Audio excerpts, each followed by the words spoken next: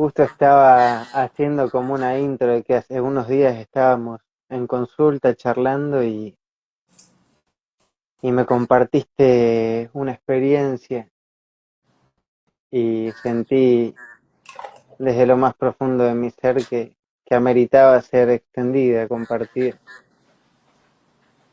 Así que aquí estamos. Gracias, gracias por invitarme. Yo también sentía que debía ser compartida, pero bueno, hacía unos años que estaba esperando este encuentro. Bueno, llegó la hora. Sí.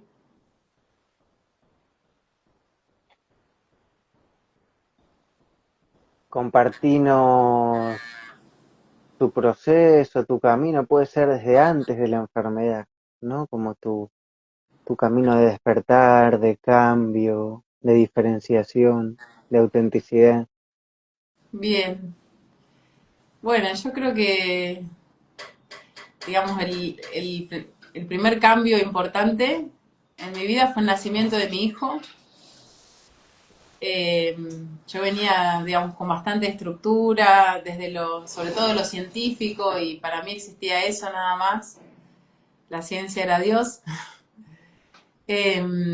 Había estudiado nutrición, estaba, bueno, hice la residencia en el hospital de clínicas, ahí conocí al papá de mi hijo.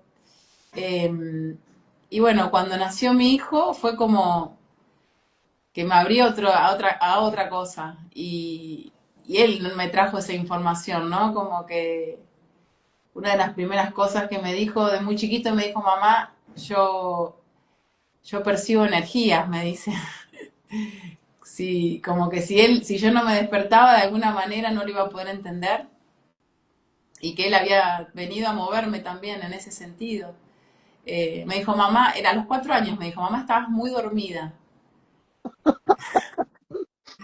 Yo se lo cuento a él porque él ahora me mira como diciendo, ¿de qué estás hablando? Eh, y yo te desperté desde el útero, me dijo. Esas fueron una de las cosas que me dijo mi hijo. Y bueno, y ahí empezó todo un camino. Qué desafío esto de, en vez de enseñarle a nuestros hijos, bueno, sí, contener, encauzar, cuidar, nutrir y aprender de ellos.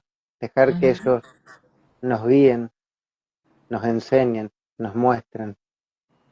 exacto. Y bueno, no fue un camino fácil, digamos, en el nacimiento de mi hijo, porque cuando uno también empieza a ver, ves lo que está lindo, pero sobre todo lo que no está tan bueno, y así que fue remover muchas de las sombras que tenía ahí guardadas, y fueron años bastante duros con esa situación. Y Es lindo también reconocer esto, lo repito mucho en el espacio de consulta, de que el alma del niño, de la niña elige a esa mamá, ujú, a ese papá en ese estado de conciencia, en esa circunstancia experiencial. Entonces, hay una perfección de lo que cada uno es, ¿no? ujú, Por supuesto, aprender, escuchar, cuidar, amar y comprometernos gracias a esa pareja, a ese hijo, comprometernos aún más con nuestro proceso evolutivo de aprendizaje, de conciencia y de autosanación para que la experiencia sea más consciente, amorosa y menos dolorosa. ujú. Pero sí hay un contrato de almas de nuestros hijos eligieron venir y nos Sí, eligieron como padres en nuestro estado de conciencia de ese momento. Porque sí, hay mucho castigo, especialmente en mujeres de entre 40 y 70 años, muchos castigos porque decía, yo estaba dormida, yo no sabía, si hubiera aprendido esto antes. Y hay una perfección en los acuerdos ujú, álmicos familiares. exacto. Yo siempre le digo a él, esto que vos me decís a mí me llevó 40 años. para aprenderlo. Y vos ya lo traes. Pero es así. Y bueno, y fue un despertar para los dos, tanto para el papá, que es médico cirujano, como para mí. Él nos trajo como todo un movimiento. Y,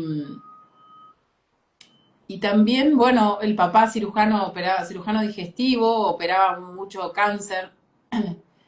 Y yo a su vez venía con todo un bagaje ancestral de cáncer importante en mi familia. Mi abuela eran 11 hermanos y la mayoría se murieron de cáncer.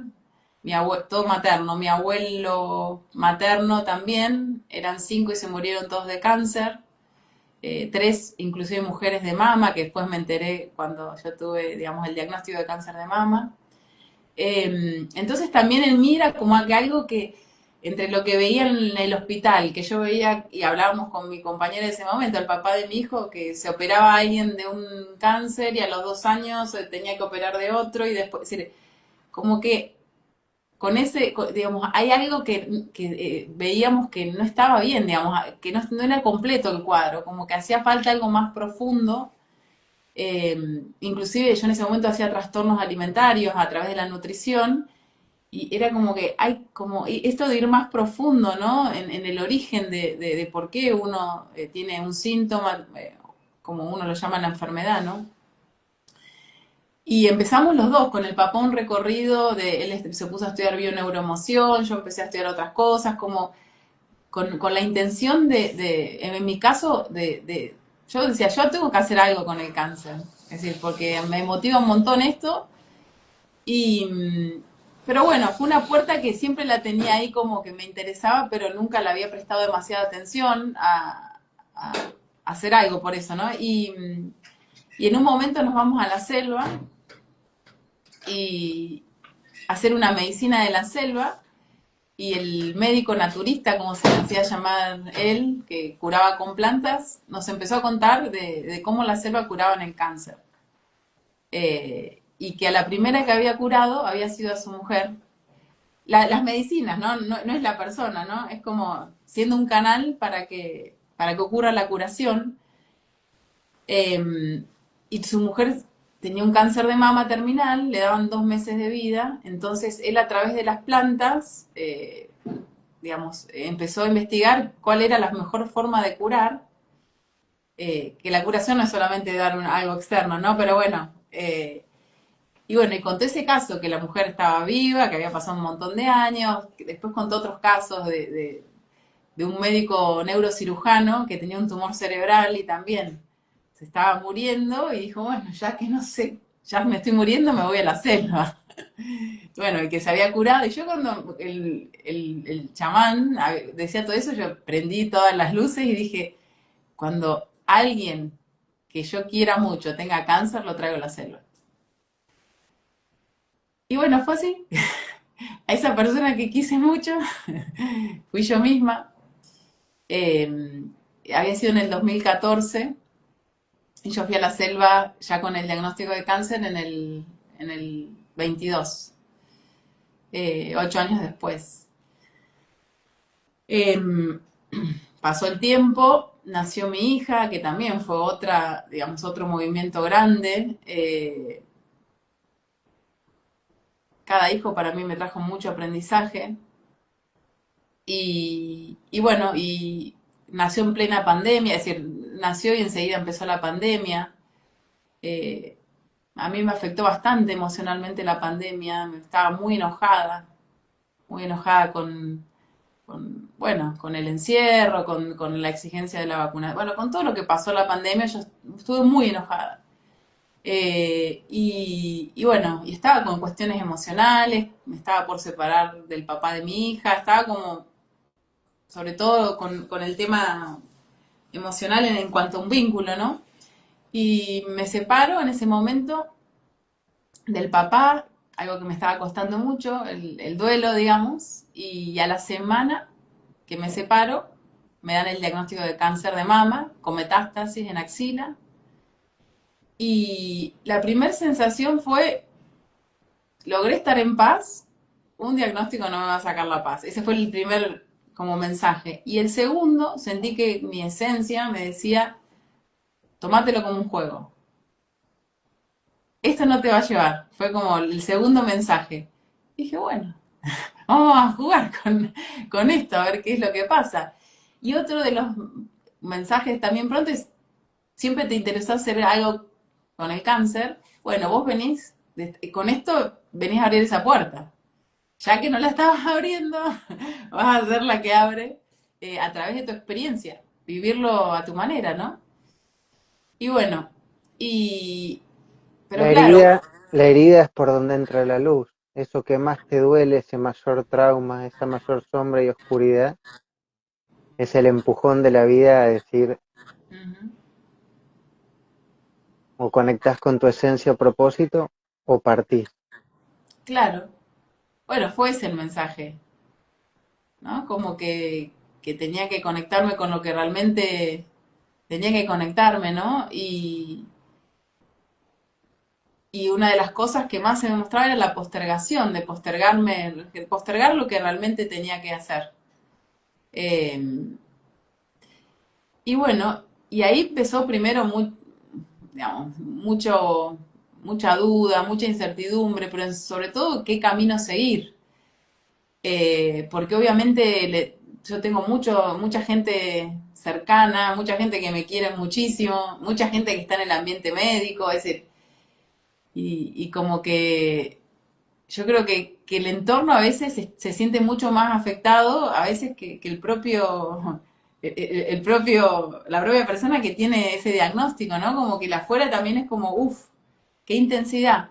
Y yo decía, no me quiero sumar al inconsciente colectivo del cáncer. Eso fue otra de las primeras cosas. Dije, yo sé que cuando te dan un diagnóstico te conectás con el inconsciente cáncer. Y ahí se te viene todo un, digamos, una cuestión de los miedos, de te vas a morir. Es decir, todo lo que cuando uno escucha la palabra cáncer, entonces dije, no, con ese inconsciente que hay en la Tierra sobre lo que es el cáncer, yo no lo voy a, no me voy a, no me voy a sumar, voy a hacer mi propio camino, que no tengo ni idea, porque nunca tuve cáncer, no sé. Eh, y bueno, y también uno de los primeros mensajes, digo, bueno, si yo quería llevar a la selva a alguien, voy a ir yo. Pero bueno, si bien quería ir a la selva, era como que también había muchas voces que me rondaban, que sí, que el tratamiento, que no, que para allá. Es decir, tuve 3 meses que no sabía para dónde ir. Pero porque me costaba también mucho escucharme, que es algo propio también, ¿no? Que a mí muchas veces me dejo influenciar mucho por el entorno. Porque hay un Y shock, ¿no? Hay un shock de pulso de muerte y miedo, ¿sí? De sí, los médicos, del entorno. Y uno se encuentra choqueado ante todo ese cauce de ese inconsciente colectivo del entorno ujú, y de las ideas que hay en torno al cáncer. Y vos tuviste que hacer todo un trabajo de limpieza y clarificación para discernir cuál era realmente tu camino. exacto. Pero que en medio de todo ese entorno no podía, no podía como escucharme. Y además cuando, bueno, me hicieron el diagnóstico, yo en ese momento voy al hospital donde me había formado y todo, y me dijeron, bueno, tenés un cáncer de mama, ER2, con metástasis en axila, el tratamiento es este,